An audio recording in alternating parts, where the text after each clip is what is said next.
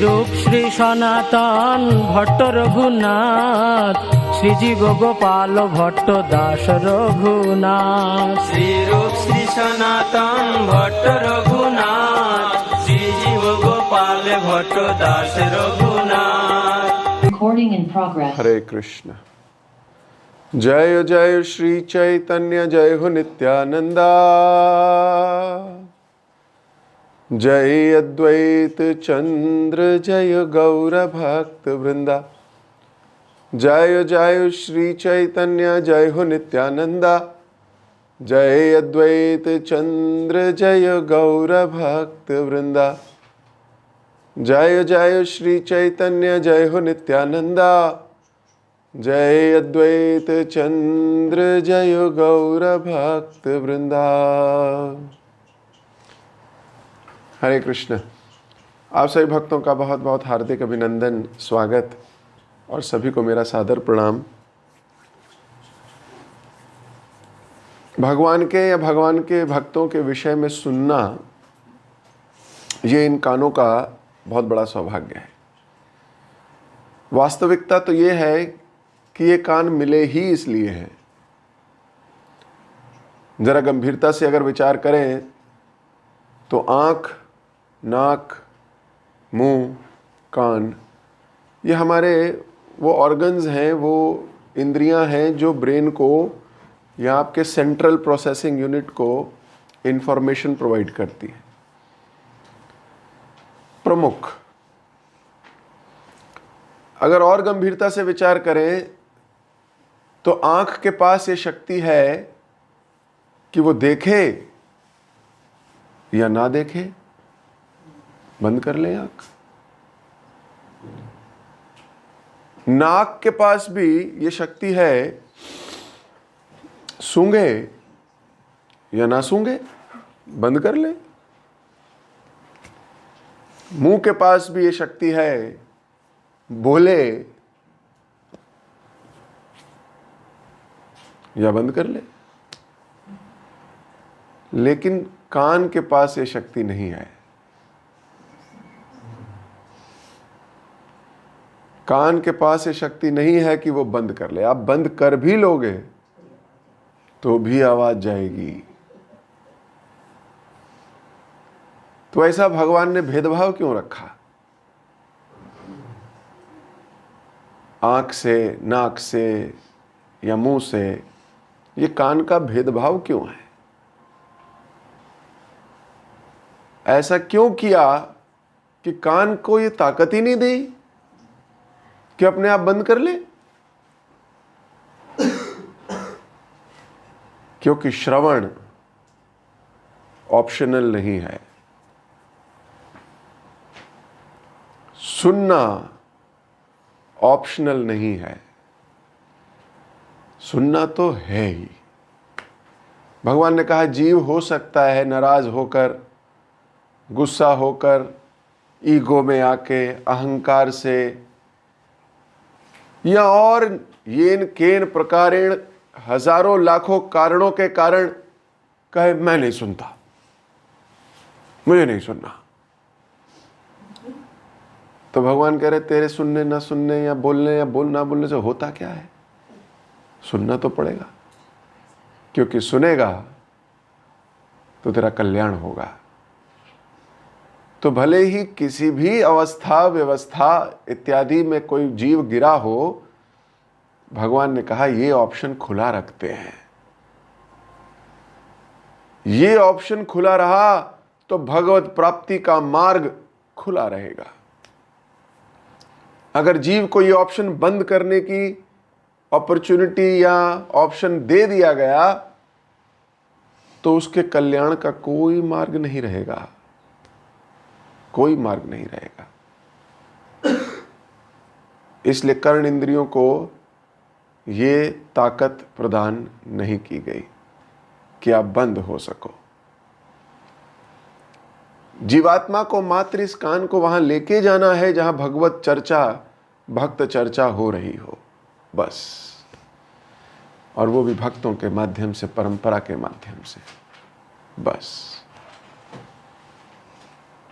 प्रविष्ट कर्ण इंद्रियेण जो कृष्ण है वो कान की इंद्री से प्रवेश करते हैं। तो अगर जीवात्मा का ये सौभाग्य उदय हो जाए, भक्तों की सभा में आके बस बैठ जाए, श्रवण के प्रति ये लालसा उसमें आ जाए, तो एक ना एक दिन उसका भगवत प्राप्ति का मार्ग अटल है।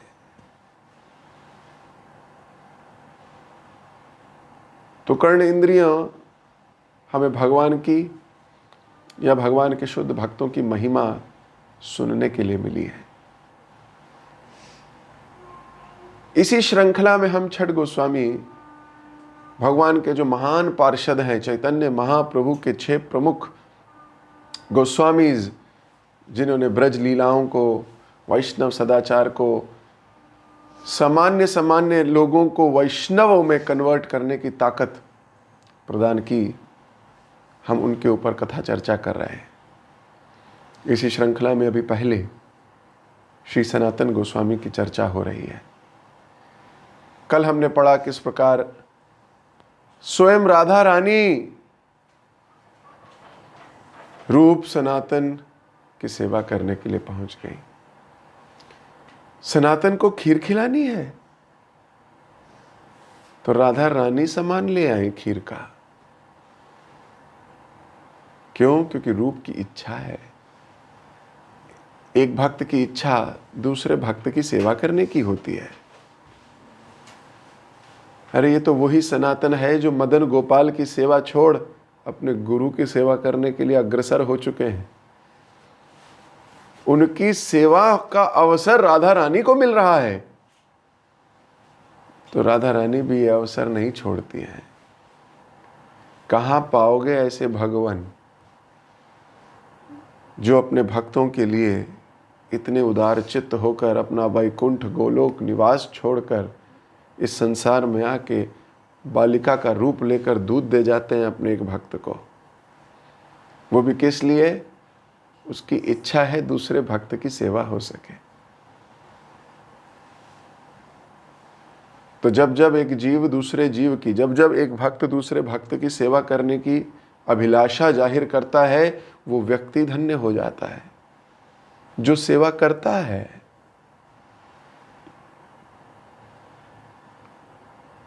तो रूप गोस्वामी की वैष्णव सेवा को पूरा करने के लिए राधा रानी को इस संसार में प्रकट होना पड़ा। और जैसे ही सनातन गोस्वामी ने खीर खाई, आंखों से आंसू बहने लगे। पूछा ये आई कहां से है? और जब पता लगा तो जाना कि राधा रानी स्वयं आई।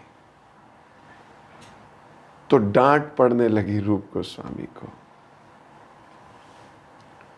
रूप गोस्वामी को डांट रहे थे कल कि तुमने खुद निराहार रहकर मेरे को खीर खिलाने की इच्छा तुम्हारे अंदर आई कैसे? अरे लानी नहीं चाहिए थी मन में। अकारण ही अनाहार कर रहे हो। और इन दोनों अवस्थाओं में इष्ट को कष्ट होता है। हम यहां राधा रानी की सेवा करने के लिए हैं या राधा रानी से सेवा लेने के लिए? रूप, हमें तो भगवान की सेवा करनी है। फिर ऐसा कभी मत करना। तो मैंने कहा था कि अभी तो इसकी चर्चा हमने छोटी की है क्योंकि सनातन गोस्वामी की कथा चल रही। जब रूप गोस्वामी की कथा सुनेंगे तो इसको विस्तार रूप से करेंगे। एक बार और राधा रानी की कृपा हुई। रूप गोस्वामी ने एक ग्रंथ लिखा था, चाटू पुष्पांजलि नाम का एक ग्रंथ है। तो जब रूप गोस्वामी कुछ लिखते थे तो उसको पहले अपने सीनियर के पास लेके जाया करते थे कि प्रभु जी मैंने ये लिखा है, जरा देखेंगे, ठीक है, इसमें कोई त्रुटि तो नहीं है, कुछ अगर इसमें संशोधन करना है तो आप प्लीज़ बताइए, आप श्रेष्ठ हैं, आप जानते हैं। तो उन्होंने एक श्लोक लिखा, उसमें सनातन गोस्वामी पढ़ रहे थे उसको, और एक श्लोक आया, राधा रानी के विषय में। नव गौरोचना गौरीम प्रवेन्दीवरणाम्बराम मणिस्तव कविधोती वेणी व्यालांगना फणाम। हे वृंदावनेश्वरी, मैं तुम्हारी वंदना करता हूं। तुम अभिनव गौरोचन के समान गौरांगी हो, सुंदर नील पद्म के समान तुम्हारे वस्त्र हैं, तुम्हारी लंबी वेणी है जिसके ऊपर मणि रत्न खचित कवरी बंद है, फणयुक्त नागिन के समान लगती है। बाल लंबे हैं और एकदम नागिन के जैसे लगते हैं।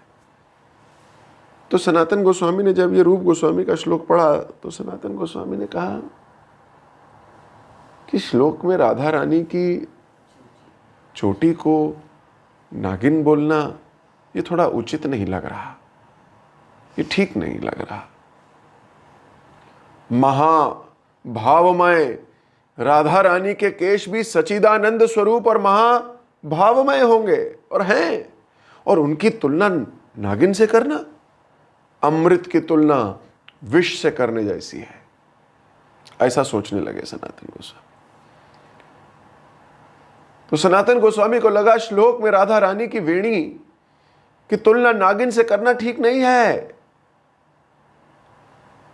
महाभाव स्वरूपिणी है राधा रानी, तो उनसे जुड़ी हर एक वस्तु महाभावमयी होगी, और है गलत, ऐसा मन में विचार करने लगे। अब उसी दिन मधुकरी कर भिक्षा से लौटते समय उन्होंने देखा कि एक यमुना के तट पर एक वृक्ष है और उस वृक्ष पर एक झूला लगा हुआ है, और उस झूले पर आकाश में चंचल, जैसे विद्युत होती है ना, विद्युत मतलब बिजली के समान एक बालिका झूल रही है। सखियां झुला रही हैं। अब धक्का देते हैं ना, ऐसे कुछ लोग धक्का देते हैं झूले को, झूला आगे जाता है, फिर झूला पीछे आता है, फिर झूला आगे जाता है, जब पीछे आता है फिर सखियां धक्का देती हैं, ऐसे झुला रही हैं। अब ये देख रहे हैं कि एकदम बिजली जैसी कोई स्त्री है, चमक रही है एकदम, और झूला झुलाया जा रहा है। सहसा उसकी पीठ की ओर देखकर वह चीख पड़े, लाली सांप, तेरी पीठ पर सांप। इतना कहकर वो सांप को हटाने के लिए भागते हुए बालिका की ओर दौड़े।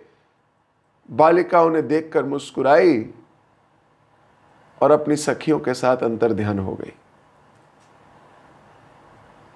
सनातन गोस्वामी भागकर उस जगह पर पहुंचे तो देखे ना झूला है, ना कोई बिजली है, ना कोई सखियां हैं, कुछ भी नहीं है।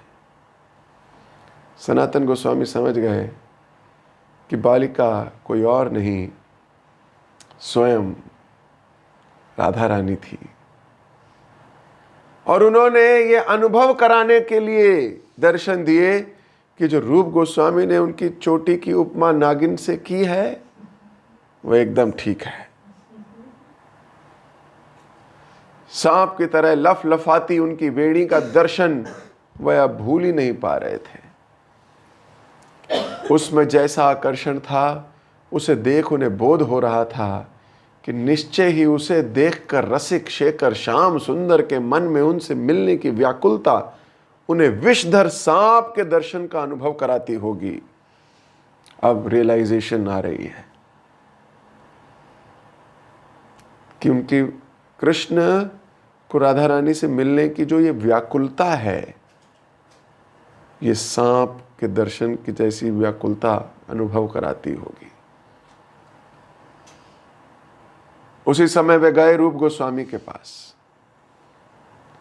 और रूप गोस्वामी की परिक्रमा कर रहे हैं, और रूप गोस्वामी की परिक्रमा कर कर अपनी भूल स्वीकार करते हुए बोलते हैं, रूप तुम धन्य हो, तुम पर राधा रानी की बड़ी कृपा है। तुम जो ये काव्य लिख रहे हो, इस काव्य में कोई कल्पना नहीं है। ये जो तुम देखते हो एकदम सत्य और उसी का वर्णन करते हो। शाबाश रूप, मैं धन्य हो गया। तो सनातन गोस्वामी फिर विनम्रता देखिए आप, कितना क्लियर कर दिया कि हमारे आचार्यों ने जो ये ग्रंथ लिखे हैं ये कोई कल्पना के ग्रंथ नहीं है कि अकेले में बैठ के सोच रहा हूं और जो सोच रहा हूं वो लिख रहा हूं। तो सोच की तो कोई सीमा नहीं होती, इसलिए लिख दो कुछ भी। तो सनातन गोस्वामी ने सोचा कि ये तो रूप गोस्वामी ने ठीक नहीं लिखा, ऐसा नहीं लिखना चाहिए। लेकिन इस लीला से उन्होंने रूप गोस्वामी और आचार्यों की लेखन के प्रति वो स्टैंप लगा दी है कि हर वो व्यक्ति अगर जो ये सोचता है कि ये किसी मनुष्य ने कल्पना करके लिखा है तो ये उसकी बहुत बड़ी भूल है। रूप गोस्वामी ने वही लिखा है जो उन्होंने स्वयं अपने चक्षुओं से देखा है। तो सनातन गोस्वामी देखा जाए तो किताब का संशोधन कर रहे हैं, किताब को जज कर रहे हैं, किताब को एडिट कर रहे हैं। पूरी ताकत है बोलने की गलत है, आई एम सीनियर, लेकिन वो उसकी किताब, उसका ग्रंथ देखकर उसकी प्रदक्षिणा कर रहे हैं और बोल रहे हैं तुम धन्य हो।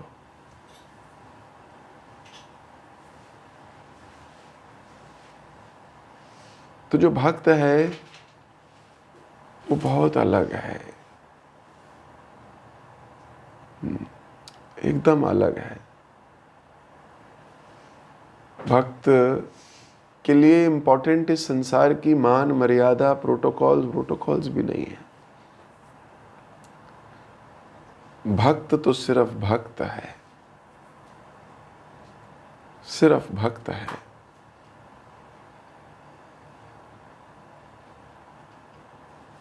इसलिए हमें सिर्फ ये सोचना है हमारी सारी एक्टिविटीज क्या हमें भक्त बना रही हैं। हमारी सारी एक्टिविटीज क्या हमें भक्ति में आगे ले जा रही हैं। क्या मेरा भक्ति का आचरण स्वाभाविक हो रहा है या मुझे लादना पड़ता है अपने आप को इस भक्ति के मुखौटे से और फिर जाना पड़ता है भक्तों के बीच। ये मुखौटे कितने कम हो रहे हैं और कब ये मेरा वास्तविक स्वभाव बन जाएगा कि मैं जैसा हूं मैं वैसा हूं।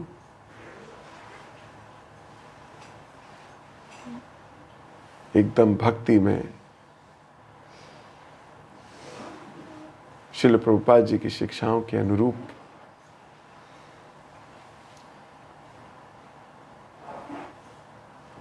तो सनातन गोस्वामी का जो कैरेक्टर है वो इतना भक्तमय है कि भगवान शिव भी उनका साथ छोड़ना नहीं चाहते, नहीं छोड़ना चाहते। तो ये घटना, एक बार सनातन गोस्वामी मानसी गंगा के तट पर निवास कर रहे थे, चक्र तीर्थ। तो सनातन गोस्वामी तो कभी कहीं तो कभी कहीं तो कभी कहीं हर जगह जाके भगवान की लीला का स्मरण करते थे, अपने ग्रंथ लिखते थे, भजन करा करते थे। मदन मोहन की सेवा तो वहाँ हो ही रही है, ये गुरु सेवा में लगे थे। तो एक बार सनातन गोस्वामी ने वो चक्र तीर्थ छोड़ने का प्रयोजन बनाया उनके मन में इच्छा आने लगी कि अब मुझे यहां से चले जाना चाहिए। तो पास में ही बिल्कुल साथ में शिव जी का मंदिर है, शिव जी स्थानांतर हैं, बिल्कुल स्थानित हैं। अब जैसे ही अपना बैग पैक कर रहे हैं, बैग में क्या है, अपने डोर कॉपी इत्यादि पैक कर रहे हैं, सामान उठाएंगे, अपने ग्रंथ लिखने की जो पार्टी है और जिस पे लिखा करते हैं वो सब संजो रहे हैं। अब संजो रहे हैं तो शिव जी प्रकट हो गए। शिव जी ने कहा, सनातन क्या तुम यहां से जा रहे हो? तो सनातन ने कहा, हाँ भगवान, अभी मुझे यहां से जाना होगा, कहीं और जाना है। तो शिव जी ने कहा कि क्यों जा रहे हो? बोले, मैं आपको क्या बताऊं, ये जगह में मेरी भजन में बाधा आ रही है। तो बोले, बाधा आ रही है? क्या बाधा आ रही है? बोले, यहां बहुत मच्छर हैं।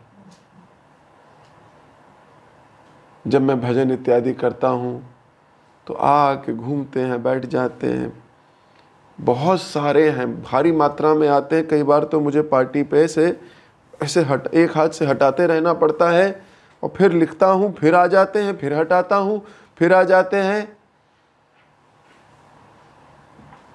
तो मैं कई बार अपनी चेतना मेरी एजिटेट होती है। हाँ। तो मच्छरों के कारण मैं यहां से जाने का प्लान बना रहा हूं। तो शिव जी ने कहा, एक दिन और रुक जाओ, बस एक दिन और रुक जाओ। तो सनातन गोस्वामी ने कहा, जो आज्ञा। तो सनातन गोस्वामी वहां एक दिन रुक गए। शिव जी ने तुरंत मच्छरों के देवता को बुलाया।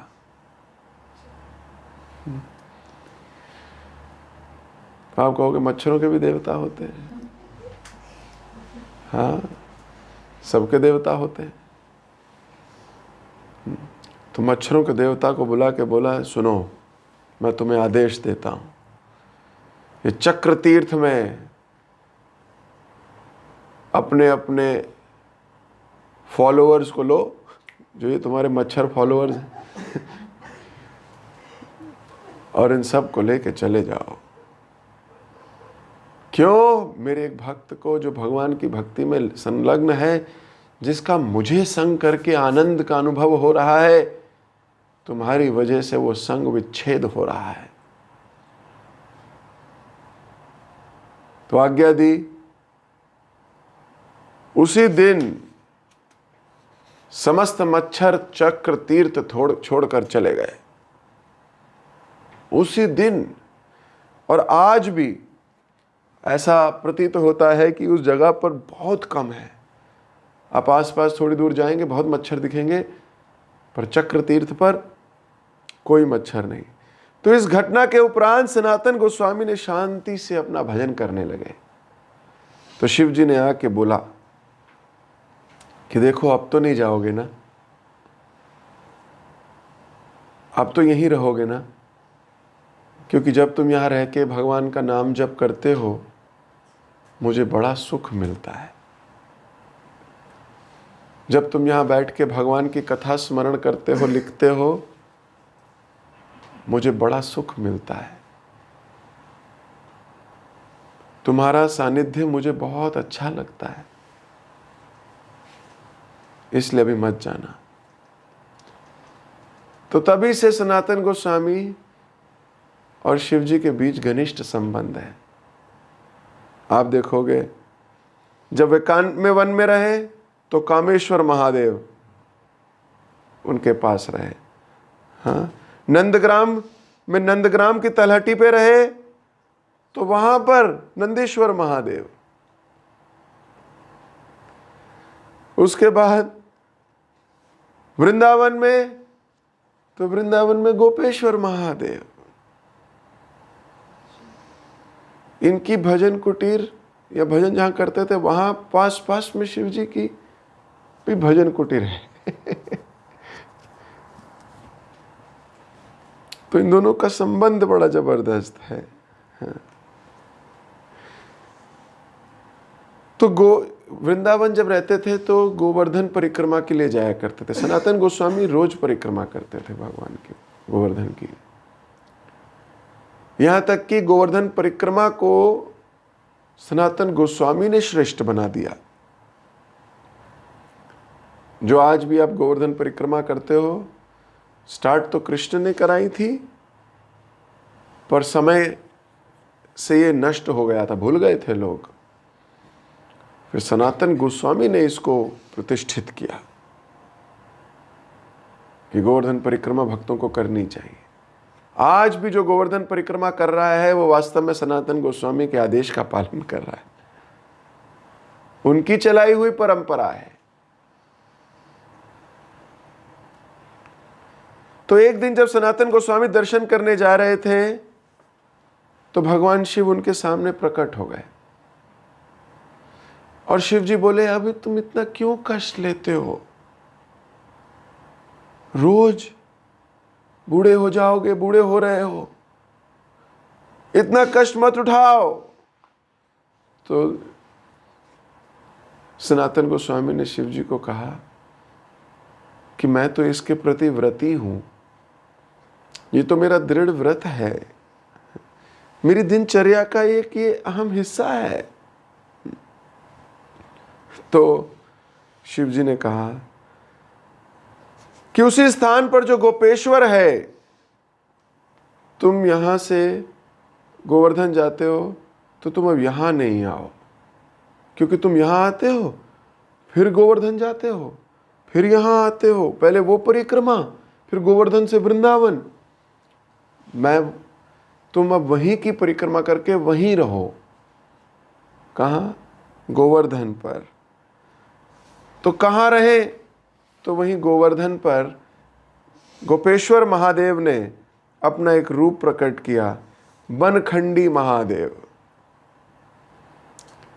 और बनखंडी महादेव के नाम से वो जगह प्रचलित हुई, क्योंकि कई बार फिर सनातन गोस्वामी बनखंडी महादेव के पास जाके रहने लगे और वहीं से परिक्रमा करते थे, वहीं गिरिराज जी की परिक्रमा करते थे और वहीं शिव जी के पास बैठ जाया करते थे आके। तो शिव जी का इतना संबंध है, वो क्या कह रहे हैं, तुम इतना कष्ट मत लो, तुम वहीं परिक्रमा करो, यहां मत रहो। पर क्योंकि मैं तुमसे दूर नहीं रहना चाहता, तुम जाओ वहां जहां रहोगे, मैं भी अपनी कुटिया वहीं बना लूंगा। बोले, मैंने वहां वैसे बनखंडी के रूप में मैं रह रहा हूं, तुम भी वहीं रह लो। Can you imagine? एक शुद्ध भक्त के लिए दूसरा शुद्ध भक्त भी कष्ट लेता है।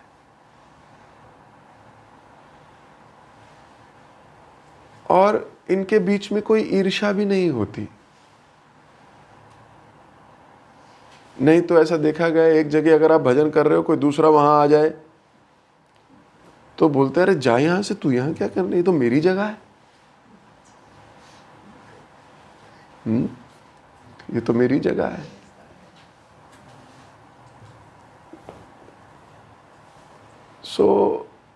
जब शुद्धता बढ़ जाती है तो शुद्ध दूसरे शुद्ध को देख सकता है।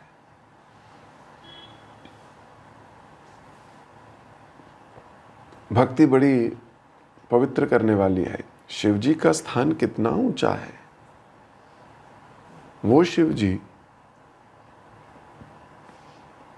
सनातन गोस्वामी के साथ परस्पर संबंध रखना चाहते हैं। वो चक्र तीर्थ में बोलते हैं, तुम मुझे छोड़ के नहीं जाओ, तुम्हारे भजन से मुझे सुख मिलता है। एक भक्त के भजन से हमें सुख मिलना चाहिए, क्योंकि वो भी वही आज्ञा पालन कर रहा है जो मैं। तो हमारे लिए तो वो प्रिय हो जाना चाहिए।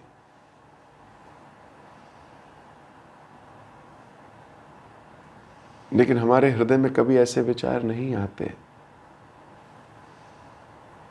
हम बहुत नीचे कॉन्शियसनेस में आके इन सब चीजों को देखते हैं, जबकि ये चीजें बड़ी हाई कॉन्शियसनेस की हैं।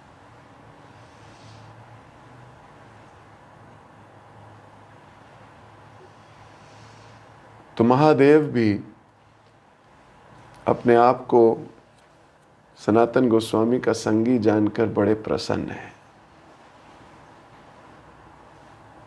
तो ऐसे उत्तम भक्त का संग हम क्यों ना करें?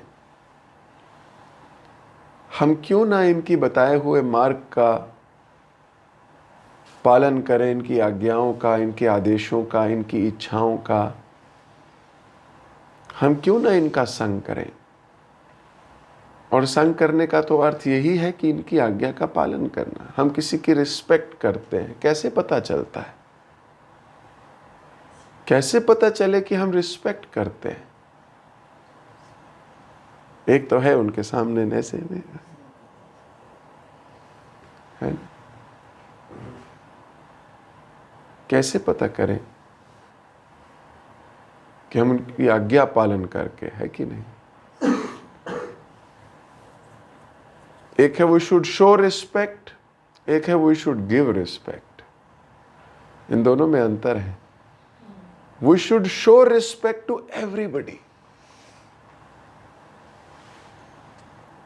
Devotee, non devotee. We should show our respect. But then there is something called real respect. When you follow the instructions of your spiritual master, that is called giving respect. You don't only give respect, you have given your own self. What to talk about respect?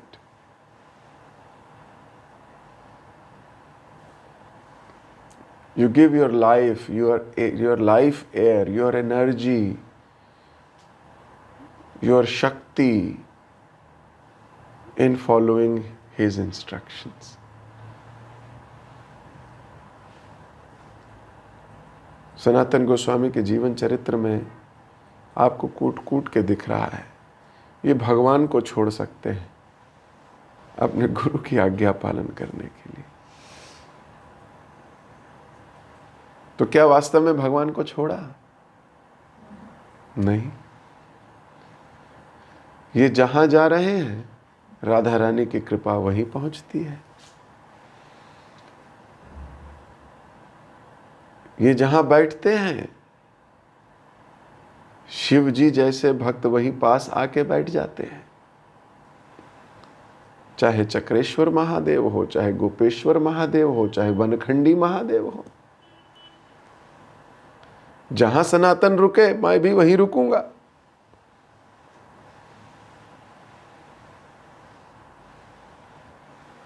तो जो व्यक्ति इस सार को समझ लेता है,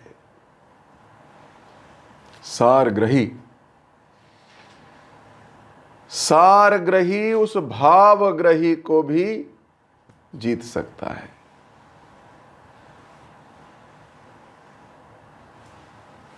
तो जो भावग्रही जनार्दन है कृष्ण, वो भी जीते जाते हैं।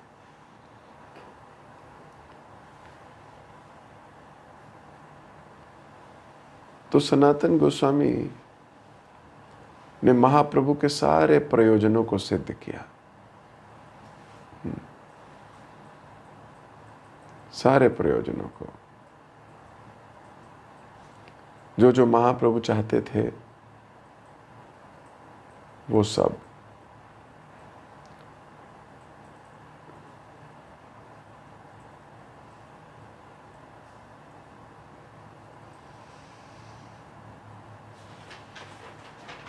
और भी बहुत सारी लीलाएं हैं सनातन गोस्वामी की।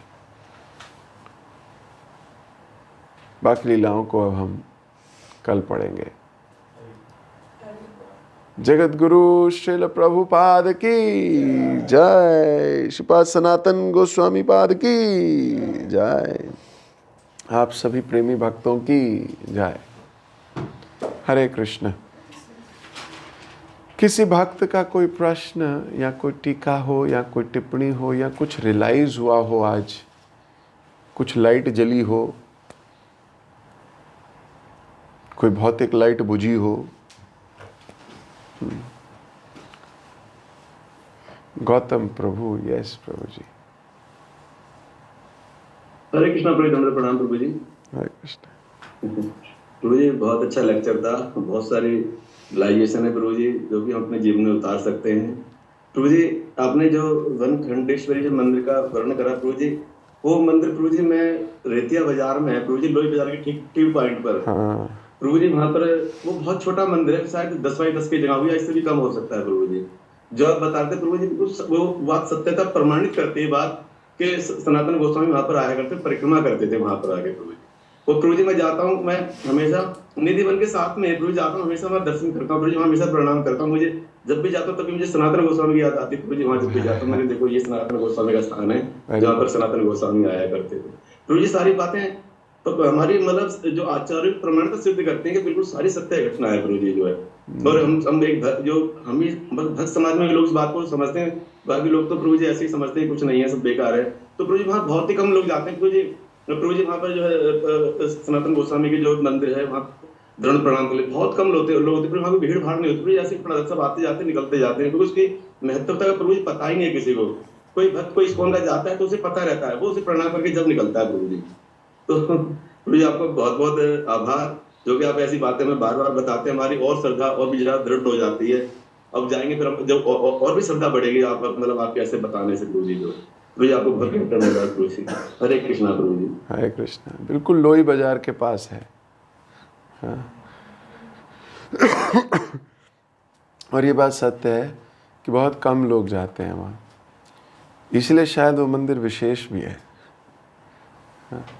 वहाँ जाके आराम से भजन है थोड़ी देर कर सकते, सनातन गोस्वामी का स्मरण किया जा सकता है।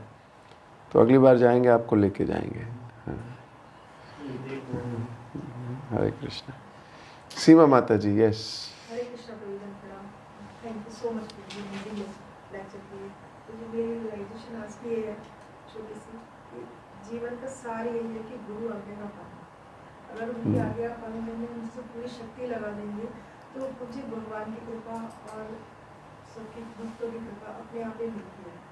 उसके लिए कोई विशेष एफर्ट नहीं करने, सिर्फ गुरु आज्ञा पालन करने। Very nice.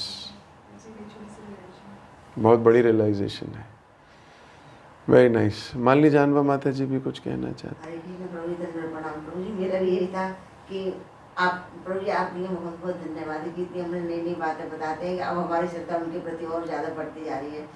ये था कि गुरु के आज्ञा को पालन करने के लिए हम जैसे सनातन गोस्वामी ने भगवान तक को छोड़ने के लिए तैयार हो गए, उसी तरह हमें अपने गुरु की आज्ञा का पालन करना है। भगवान भक्तों के साथ ही साथ चलेंगे हमारे। जय हरि बोल। Very nice. ओके, तो अभी मुझे इजाज़त दीजिए। आप सबसे मुलाकात होगी। सनातन गोस्वामी की एक और बड़ी सुंदर लीला हम कल चर्चा करेंगे। हरे कृष्ण।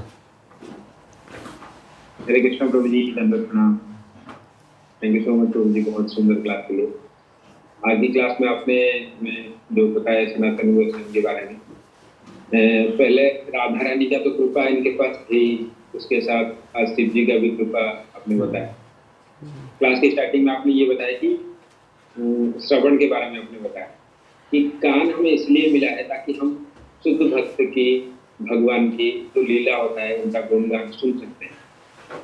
तो श्रवण कोई ऑप्शनल नहीं है, इसलिए जो हमारे कान मिला है ये खुला ही है। तो उसके पास वो ताकत ही नहीं है जिससे वो बंद हो जाए, जैसे बाकी उनके पास है आँख है, नाक उनके पास है। तो श्रवण करने से ही हमें भगवत प्राप्ति हो जाता है। तो आप कई बार ऐसे भी बताते हैं कि जब हम श्रवण करते हैं, जब कान से ही हमारा दर्शन होता है, हम श्रवण करते हैं, हमें एक्चुअली में वो दर्शन होता है। जैसे अभी राधा माधव की दर्शन करने गए तो भक्त लोग यहाँ पे कितने प्रेम से राधा माधव जी की गुणगान कर रहे थे और भक्तों को भी गुणगान कर रहे थे। रास्ते में क्या हुआ, वहाँ पे क्या हुआ। तो जैसे कुछ लोग नहीं गए, मैं भी नहीं गया, तो हम बैठे बैठे हम कान से श्रवण कर करके उस चीज को हम दर्शन कर रहे थे। तो ये कितना श्रवण बहुत इम्पोर्टेंट है। और आपने हमें ये बताया कि हमारे जो आचार्य हैं, जो शास्त्र लिखे गए, तो ये कोई काल्पनिक नहीं, वो वही लिखते हैं जो एक्चुअली में होता है। जैसे रूप गोस्वामी ने लिखा था कि जो राधा रानी की जो बेटी है वो सांप जैसे है, तो सनातन गोस्वामी तो उनको करेक्ट कर रहे थे, तो बाद में उनको वो चीज दर्शन हो गया, दिख गया कि यही है एक्चुअली। तो इसके बाद आपने शिव जी की जो कृपा बताया सनातन गोस्वामी के ऊपर, कि जब सनातन गोस्वामी वहाँ पे भजन कर रहे थे और वहाँ पे मच्छर बहुत सारे थे, तो शिव जी ने आके उनको हटा दिए, उन मच्छर को हटा दिए, क्योंकि शिव जी को उनके भजन बहुत अच्छा लगता था, उसको उनको भजन को सुनते भी बहुत अच्छा लगता था। तो इसमें आपने ये बताया कि हमें भी कोई भक्त अगर भजन करते हैं तो हमें भी सुख मिलना चाहिए उनके भजन से। और सेकंड लीला भी ये हुई है कि जब सनातन गोस्वामी परिक्रमा करने जाते थे वृंदावन से गोवर्धन, तो बहुत परिक्रमा करते थे, उनकी कष्ट निवारण के लिए उन्होंने भी अपने आप को उनके पास ले आए। और लास्ट में आपने ये बताया कि जो सार को समझ लिया है वो भावग्राही को भी समझ लिया, जो सारग्राही को समझ लिया है वो भावग्राही को भी समझ लिया। थैंक यू सो मच प्रभु जी, सभी भक्तों को भी धन्यवाद इतने प्रेम से श्रवण करने के लिए। हम प्रभु जी का धन्यवाद करेंगे एक बार। हरे कृष्ण कृष्ण कृष्ण कृष्ण हरे हरे, हरे राम राम राम राम। Thank you. हरे कृष्ण।